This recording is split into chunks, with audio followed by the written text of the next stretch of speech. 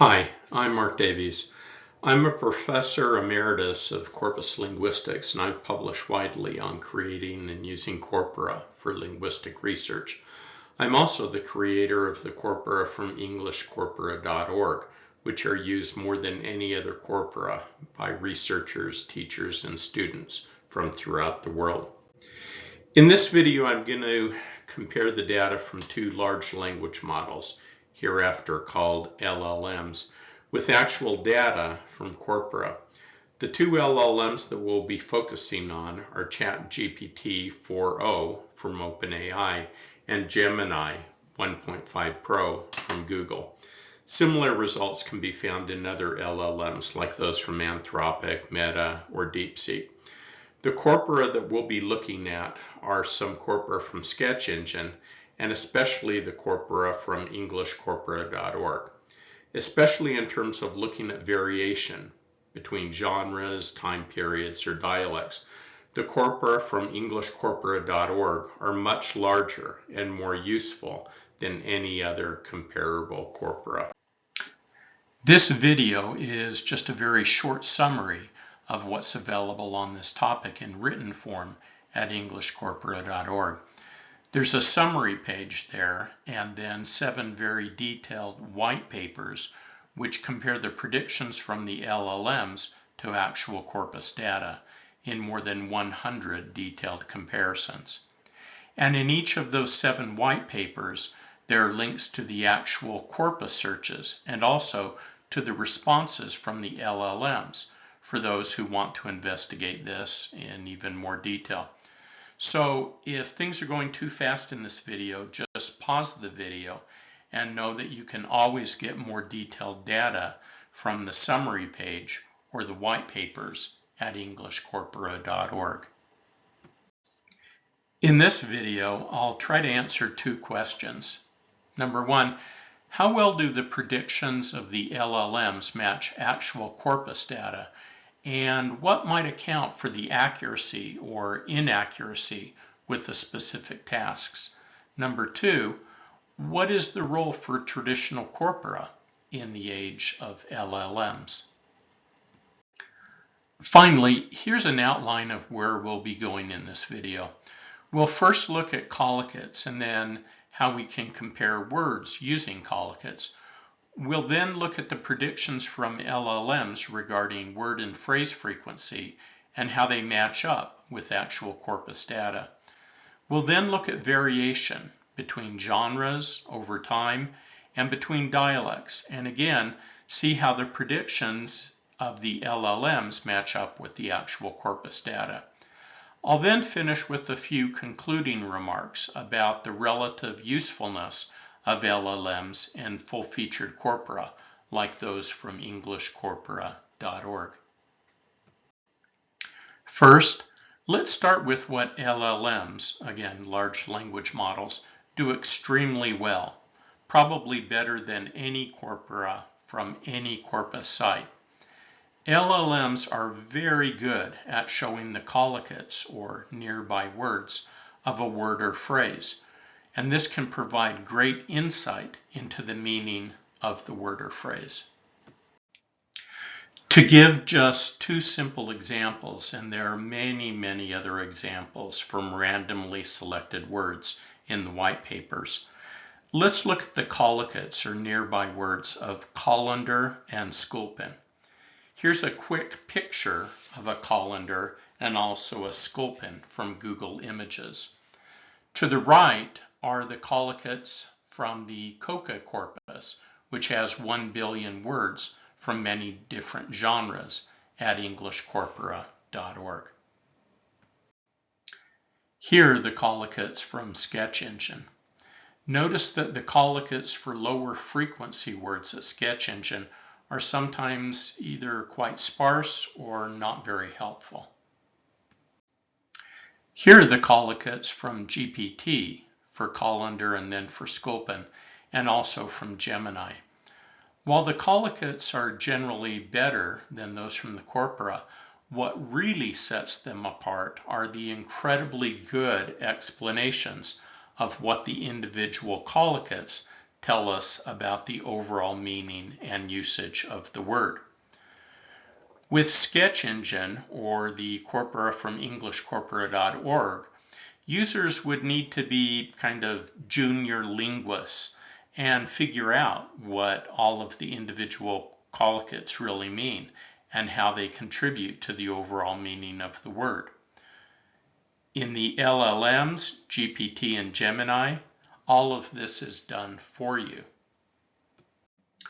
And where LLMs really shine is in using collocates to tease apart the meaning of two different words.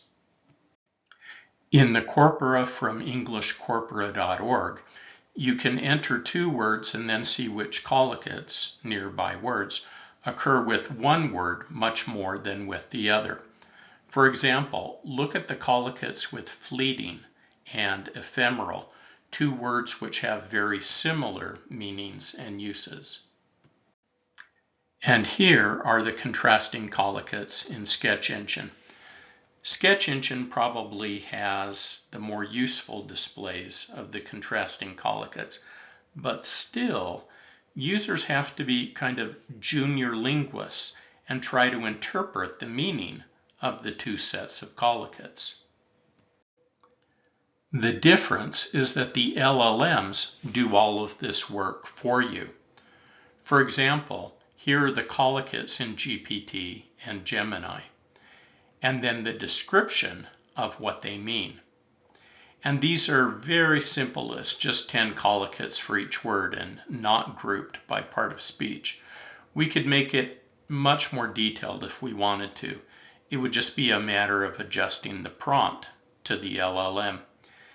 Imagine how useful these explanations from the LLMs would be for non-native speakers and especially for language learners and teachers. Why do the LLMs do such a great job with collocates, and especially in comparing the collocates of two words? It's probably because the LLMs use word embeddings, where words with similar contextual usage cluster together in high-dimensional space. Since collocates frequently appear together, their vector representations naturally reflect these relationships, making it easier for LLMs to identify and synthesize them. By comparison, the association measures, like those used by corpus linguists, are kind of like child's play and are much less sophisticated than what is going on for collocates with LLMs. Let's now look at word frequency. Overall, the predictions from LLMs match up quite well with actual corpus data. For example, if we give the LLMs 5 words that are well spread out in a frequency list that's based on corpus data, the LLMs are pretty good at ranking these words in terms of frequency. If we ask them to guess which words might be at about 10,000 or 20,000 or 30,000 in a frequency listing, they're still pretty good at that. But in terms of word frequency, the LLMs are actually pretty bad at generating frequency lists themselves, especially for medium and lower frequency words. For example, all of the orange entries here are words that GPT or Gemini thought should be ranked fairly high, but which really aren't high frequency in the corpora. Conversely, the yellow words are words that appear in the top 20 words in both the COCA and iWeb corpora, but neither LLM generated them in their lists. And take a look at the word frequency white paper at EnglishCorpora.org for a discussion of just how bad the LLMs are in generating lists of low frequency words, such as those at around 40,000 or 50,000 in a frequency list. For large, reliable frequency data, it's definitely much better to use authentic corpus-based data. Let's now look at the frequency of phrases. Again, the LLMs are not very good at generating lists of phrases. For example, the entries in orange are what the LLMs think are the top phrases for adjective industry or three-word phrases with point in the middle position. But where the phrases aren't high frequency in the corpora. Crucially, notice that none of these phrases really sound bad. They just aren't what are the most frequent phrases in the corpora. But interestingly, when the LLMs are given phrases, some high-frequency phrases from corpora, which are bolded here, and some of them their original guesses, like the ones in yellow, then something interesting happens. The LLMs are able to fairly accurately rank the phrases in terms of frequency. In other words, they don't generate particularly good phrases themselves, but they are quite good at recognizing their shortcomings and in ranking more highly the frequent phrases found in corpora. Starting into our discussion of variation, let's first look at genres. What do LLMs know about genres such as spoken, fiction, newspaper, or academic language? The LLMs are relatively good at assigning words and phrases to certain genres. They're especially good at knowing if a word is an academic word.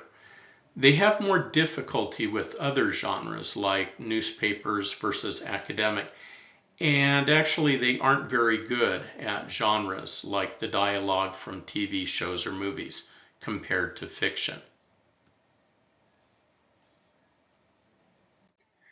The LLMs are also pretty good at identifying subgenres in academic, such as legal, medicine, other fields of science, or the humanities. But they're worse at distinguishing among genres of blogs or web pages, such as opinion blogs or instructional web pages. And as with word and phrase frequency generally, the LLMs are better at distinguishing between genres than in generating lists by genre. If they're asked to generate words in academic versus fiction, two very different genres, they do fairly good at that. But they struggle much more in generating lists in, for example, academic versus newspapers. The LLMs are surprisingly good at knowing whether syntactic or grammatical constructions are more frequent in one genre than another. In other words, their predictions match the corpus data quite well, and they even explain the data quite well. Corpora don't do that. They just provide the data, and then it's up to the user to somehow explain the difference. But the LLMs sometimes hallucinate when it comes to comparing genres, which is something that we'll return to at the end of this video. Finally, as with collocates generally, the LLMs are very, very good at comparing the collocates of a word in two genres. For example, here are the collocates of chain in fiction versus academic in the COCA corpus. And here are the collocates in GPT and Gemini. Again, they provide great explanation about why the collocates are different in the two genres, which is something that corpora don't do. They just provide the lists of collocates for the two genres. How well do the predictions of the LLMs match actual corpus data in terms of language change?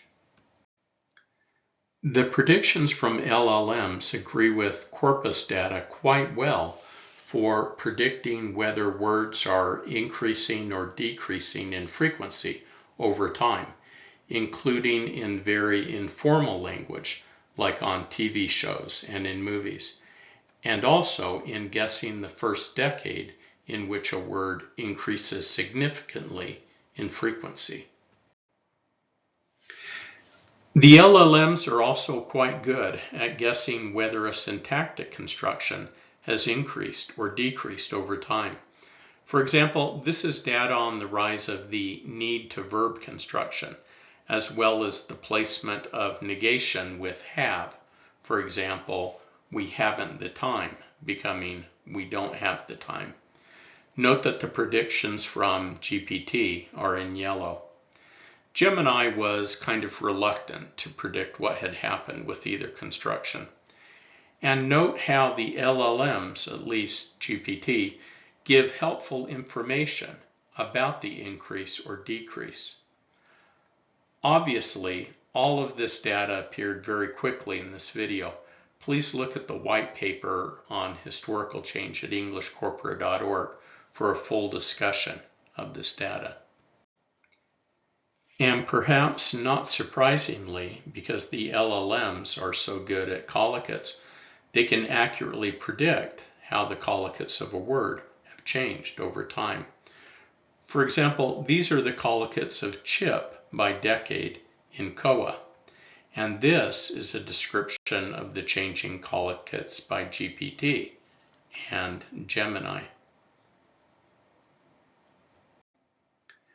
But there are some problems and questions with the predictions made by the LLMs for historical change. First, they do better with obvious words. In other words, whether they've increased or decreased in frequency over time. Words like battleship, spacesuit, supercomputer, or selfie. They do better with these words than with less obvious words like corny, or upped, or lifestyle, or caregiver. If the LLMs were somehow getting clues about what decade a text was from, for example, the words in the text suggest that it's from the 1930s, then it should do equally as well on both sets of words. But the fact that it does better with obvious words suggests that it is paying attention to statements from books from any decade that say things like battleships began to be used in the 1890s, and that's how it knows that the use of the word battleship became more popular in the 1890s. And again, the LLMs are much better at categorizing information, for example, whether a word is increasing or decreasing in frequency, than they are in generating information. For example, COA can generate a list of words that are much more common in the 1960s and 1970s than they are now, and vice versa. But the LLMs really struggle when they're asked to generate similar lists for the two time periods. None of the words in red are really more common in the 1960s or 1970s in COA than they are more recently. And for the final topic in terms of variation, how well do the predictions of LLMs match the actual corpus data in terms of dialectal variation? The predictions from the LLMs match up quite well with the corpus data for predicting whether informal words, like in TV and movie subtitles, are more frequent in one dialect than another, for example, the US versus the UK, as well as in choosing which of 15 countries a word is most frequent. They do make mistakes, but they're probably at least as good as most humans. And the LLMs are fairly good at guessing whether a syntactic construction is more frequent or less frequent in contrasting dialects. GPT is quite good, but Gemini is somewhat less accurate in this respect. And again, because they're so good at collocates, the LLMs are great at comparing the collocates of a word and thus differences in meaning and usage in different countries. For example, these are the contrasting collocates for cupboard in the US and the UK in the globe corpus, where the word cupboard means something slightly different in the two countries. Here are the contrasting collocates in the two countries in GPT and Gemini. And again, there's a nice section that explains the contrasting meaning in the two dialects. Perhaps an even better example are the adjectives used with wife in the Asian and African dialects of English compared to the inner circle dialects like the US, the UK, and Australia. The collocates suggested for wife in Asia and Africa agree quite well with the globe data, and again, there's a great explanation focusing on the cultural practices in those countries. But, as with the historical data, there are some problems and questions. The LLMs are better at obvious words, for example, subarctic being more common in Canada, intercaste in India, apartheid in South Africa. They're more accurate with those obvious words than with less obvious words. For example, shaggy in Jamaica, or leaky homes in New Zealand, or draggy in Singapore. If it were paying attention only to strictly linguistic clues, for example, shaggy is actually more frequent in text from Jamaica, then this distinction shouldn't exist.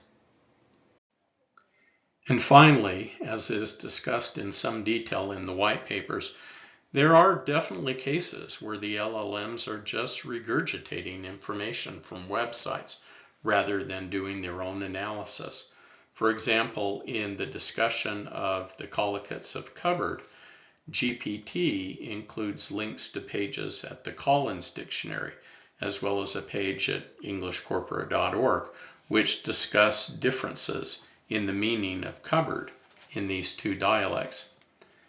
And then in terms of hallucinations, in Gemini, when it's discussing the try-in verb versus try-to verb construction, Gemini insists that try-in verb is widely accepted and used in American English, whereas the corpus data and GPT show quite clearly that it's not. So, what conclusions can we draw in terms of large language models in corpora? In terms of the data, the LLMs do the following things well. First, the LLMs are extremely good at generating collocates, especially comparing between two words, and also looking at collocates to see differences in meaning and usage between genres, dialects, and over time. For words and phrases, the LLMs categorize information much better than they generate information. They're fairly good at categorizing words across genres, dialects, and historical periods. They also have a good knowledge of syntactic differences between genres, dialects, and time periods. There are definitely cases where the LLMs are just copying information from other sites, but there are many, many cases where they do seem to have their own novel analyses. On the other hand, the predictions from the LLMs do not match the corpus data very well in the following cases. The LLMs aren't very good at generating word frequency data. If you want accurate word frequency data, you should probably use a corpus or download data from a site like wordfrequency.info. They also aren't overly good in terms of generating word frequency data for variation between genres, time periods, and dialects. Most of the phrases generated by LLMs, for example, adjective industry or three-word strings with point in the middle, seem intuitively sound, but they don't match the corpus data very well. While they do well for broad syntactic variation, for example, between genres, historical periods, or dialects. They get worse for narrow, deeper constructions, which is something that we'll come back to in just a minute. So that's a quick overview of how well the predictions from the LLMs match the corpus data. We'll now look at 6 general comments about the advantages of using corpora. First, corpora provide us with data that can be verified. In other words, with corpora, we can check the results. For example, if we do a search for soft noun, we can see the frequency of each matching string by genre. We can then click on any of these to see the word or phrase in context, and we can even see an expanded display, often with a link to the original source. So unlike LLMs, with corpora we know exactly where the data is coming from, and we can always verify things. By the way, in terms of the corpus data, most of the data shown in this video is from englishcorpora.org, the web-based interface for the corpora, and these corpora are freely available online. But if you want to purchase and download the actual corpus data to your own machine, along with all of the metadata, you can do that as well. You can also download word frequency data for the top 60,000 words in COCA and iWeb, including the frequency by genre and subgenre, word forms, and more. You can also download detailed Collocates data for more than 13.5 million node collocate pairs.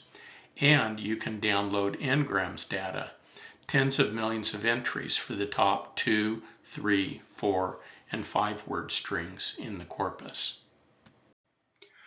A second general advantage of corpora is that unless the corpus is changing day by day, which it usually isn't, then the data should be the same from day to day.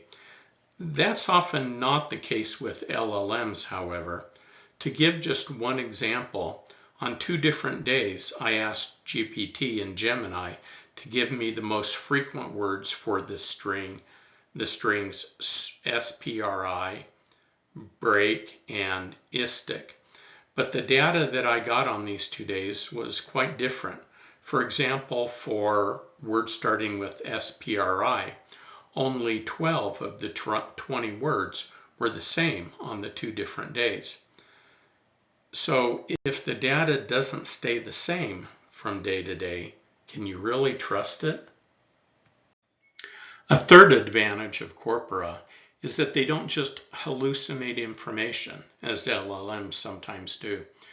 We've already seen several examples of this with words and phrases, but it also happens, for example, with syntax.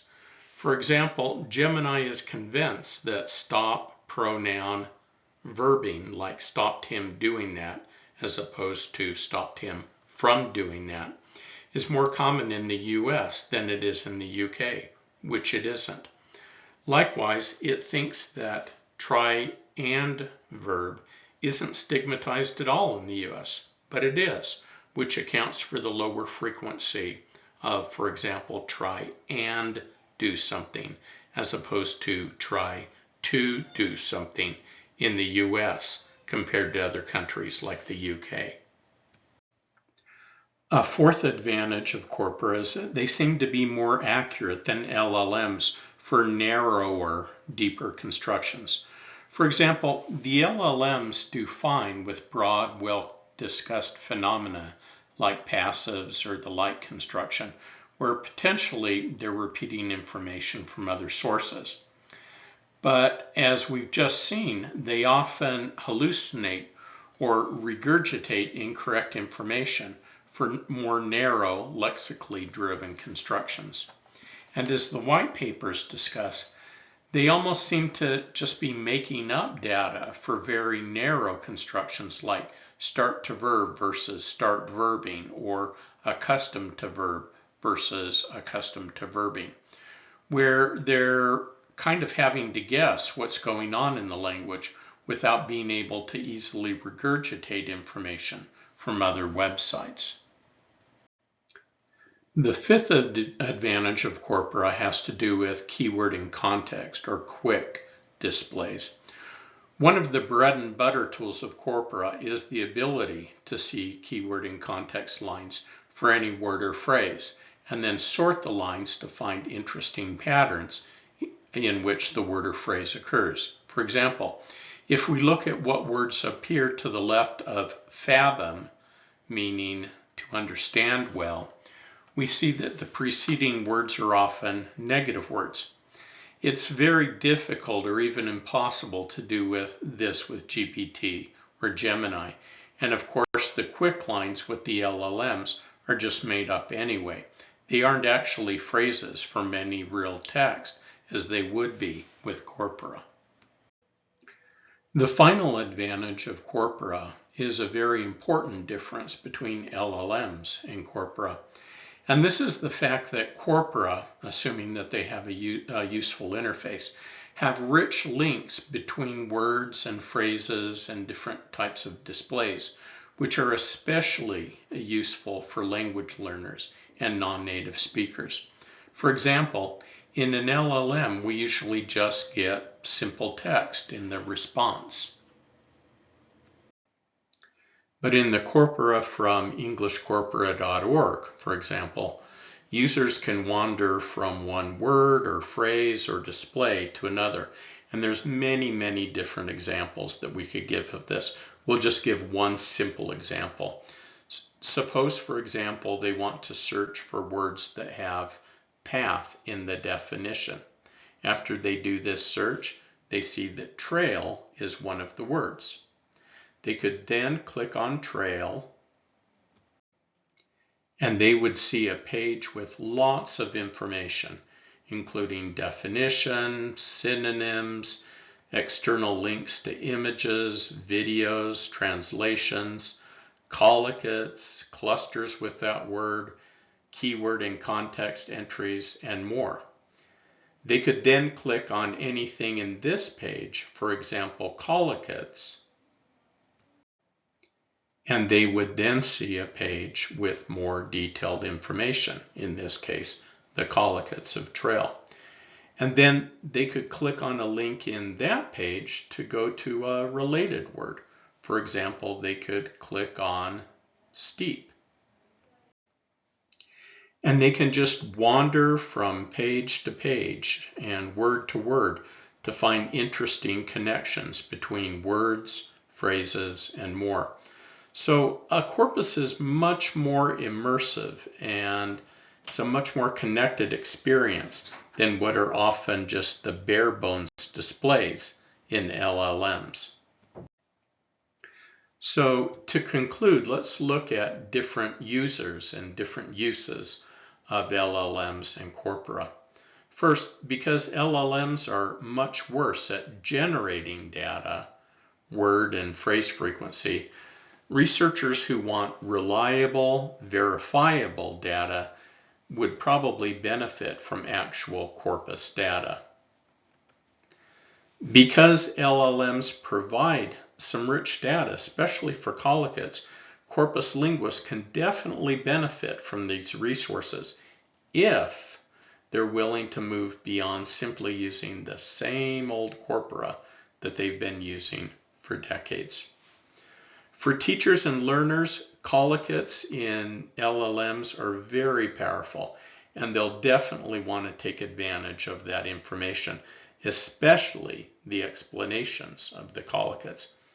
But full-featured corpora provide an immersive learning environment with extensive links between words, which are designed especially for teachers and learners. Overall, it's not an either-or thing. Both LLMs and Corpora have their advantages, and the best course is probably to use LLMs in conjunction with corpus data, since in many cases these two sources of data complement each other quite well.